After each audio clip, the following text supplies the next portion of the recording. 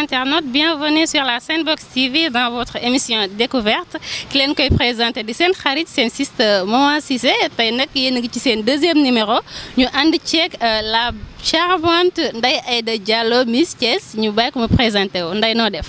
maa ngi fi maman je vous remercie ci invitation bi c'est un grand honneur pour moi tey jii ma toog fi en tant que Miss Thiès.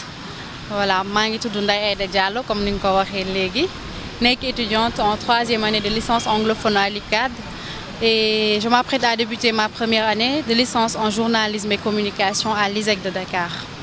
D'accord, macha allah Senbox TV mi ngi lay wax dalal ak jàmm ñu bëggoon xam tuuti rek comment ça s'est passé votre casting bi nan la demee Miss Thiès bi. Waaw, casting bi je l'ai vu en ligne. Depuis l'année dernière maa ngi préparé wu pour Miss Thiès après par la suite ci laa gis casting bi ñu posté ko ça devait se faire le 5 août au Sams Prestige le 5 jot ma ñëw participer à la casting finale et par la grâce de Dieu j'ai été choisie parmi les 13 filles à se présenter pour la couronne de Miss Thiès mu nekkoon un grand honneur pour moi.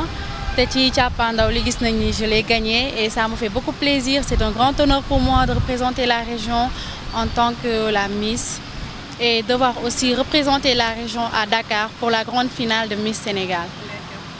D'accord et si je comprends bien kon dafa nekk quelque chose boo xamante ni da nga ko doon pare bien avant parce que ci say wax yaa ngi naan depuis daaw yaa ngi koy pare donc c'était quelque chose qui était déjà prévu en fait. C'était déjà prévu parce que c'était prévu dans mon cœur et dans ma tête.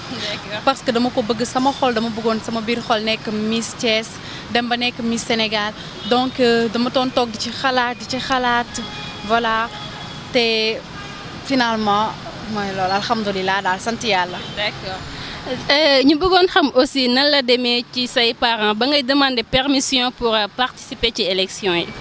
ba may demander permission yomb na yombul parce que c'est pas facile tamit nga gis du jour au lendemain sa doom nekk sous le feu des projecteurs xam nga exposé c'est pas facile c'est difficile pour eux benn instant mais c'était facile parce que benn côté bi nga xamante ni ñoom am nañ confiance ci man donc lu bari dañ ma ciy wóolu bu ñu gisee ma sawar a présenter wu pour l'élection de Miss Thiès dañ ma ciy jàppale parce que xam nañ ni duma dugg ci loo xamante ni naka sudul noonu la wala lu ñàkk fayda donc ça a été un plaisir pour ñoom côté boobu ñu bàyyee ma parce que jàpp nañ ni bu ma ci duggee rek am na lu ma ciy séentu am na lu ma ciy mbëbët te effectivement am nañ raison am na loo xamante ni moo tax tey jii ma bëgg nekk Miss Thiès après indi couronne bi Miss Sénégal ici à Thiès.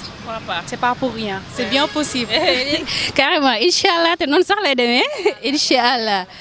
Donc c'était pas un peu stressant wala y avait la confiance nu mu demee woon noonu.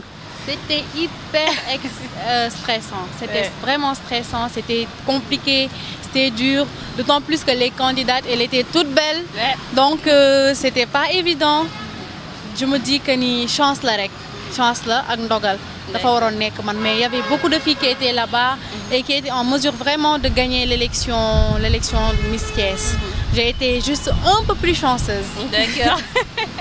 Ok je vois maintenant ni ñu la doon gisee Ndeye Aïda bu njëkk ba ak Ndeye Aïda bi léegi du doon benn vision du doon benn parce que déjà dañ naan Ndeye Aïda léegi star la quoi star la je peux dire donc est-ce que yaa ngi xaar les critiques après.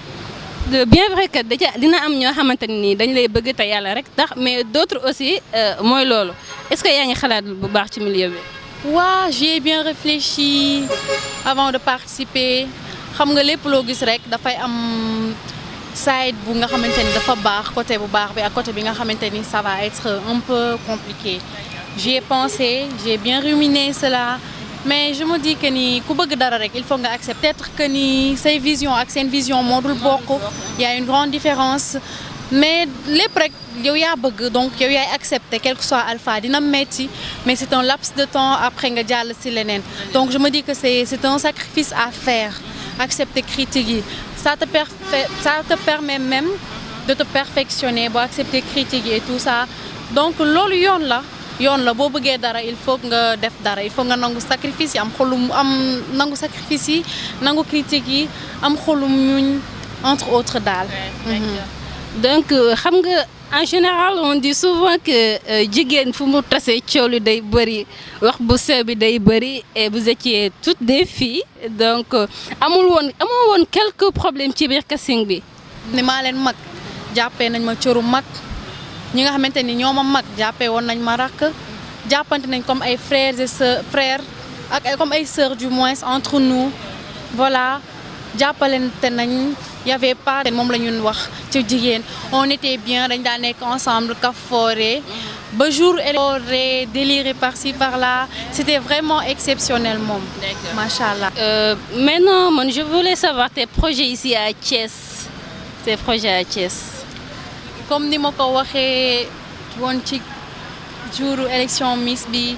comme ni ma ko waxee léegi journaliste bi ma doon interviewé. noonu rek laa leen koy waxee. wax bi dëgg la am na solo. mais pour man jëf moo gën a am solo ko wax da ngay jëf nit ñi gis parce que di wax après defoo. dafay doon benn rus gàcce ci man donc je me dis que naa def ndànk rek avec le coaching du comité Miss Sénégal.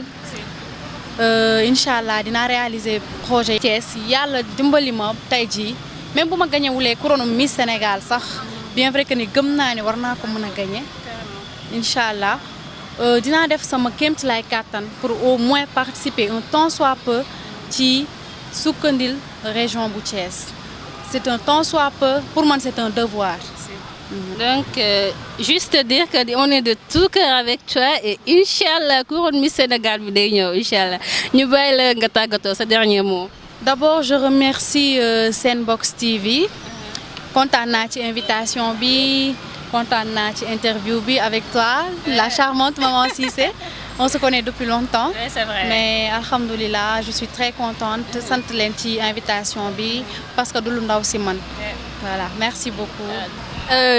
di rafetlu bu baax a baax suñu plateau ak Ndeye Aïda Diallo di suñu xarit d'abord di suñu rakk aussi di ko féliciter de passage bu baax a baax di les remercier aussi ci sa disponibilité di ko ñaanal davantage lépp li mu bëgg ci couronne bi yàlla defal ko ci barki Seydouna Mohamed donc on était avec la Miss Thiès 2019 voilà Ndeye Aïda di ko ñaanal aussi mu nekk Miss Sénégal pourquoi pas Inch'Allah 2019 di la wax ni Thiès yëpp on est de tout cœur avec toi franchement t'es exceptionnel muy ku baax franchement parlant donc ni rek lañ koy defee ak yéen saa su nekk di leen jox dig daje.